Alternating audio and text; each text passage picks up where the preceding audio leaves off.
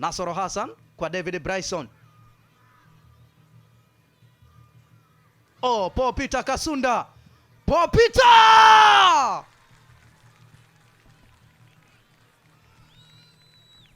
Paul Peter Kasunda ameamua aanze kujiamulia mambo hata kama yupo katika ardhi ya ugenini. Anawaziba midomo, ikiwa ni moja ya bao bora sana lenye mitazamo mikubwa ndani yake. David Bryson alimtafuta huko wapi? Paul Peter Kasunda alimtesa kwanza mlinzi wa Mtibwa Sugar. Kevu ya maana, aliteseka mlinzi kisha akateseka mlinda mlango. Ni kama amewapetipeti na wakakubali kupetika. Amewanyenga na wakakubali kunyengeka. Kona ya kwanza kwa Mtibwa Sugar. Charles Magata. Close ya ndani, Glo! Ni 1-1. Harun Liyawatwa wanaruka kimasai. Wanaruka kwenye furaha ambayo inaaminika ni bao la kusawazisha. Wakiwanyanyua pia wana Morogoro, lakini wakibaki kumwacha na mawazo makubwa mlinda mlango Omar Gonzo. Sijui anazungumza lugha gani akaeleweka. Tazama hii hapa. Charles Frederick Magata. Close ya maana ile. Heda iliyokwenda shule ikafika mpaka chuo kikuu. Ni mpira ambao umejaa katika net. Na Mtibwa Sugar wamesawazisha 1-1 baada ya kushuka msimu juzi.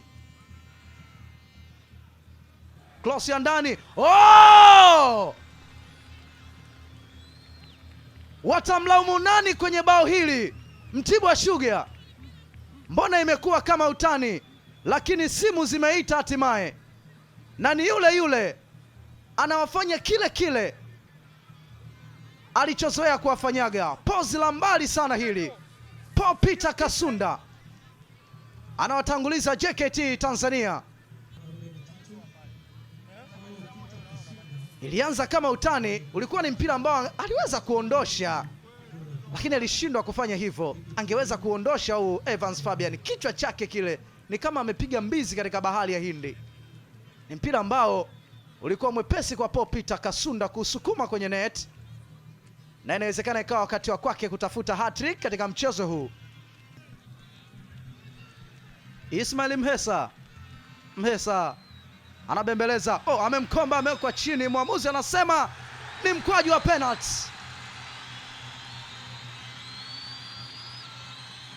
Ni mkwaju wa penalty. Wamefaidika Mtibwa Sugar. Wamebaki kushika vichwa tu JKT Tanzania.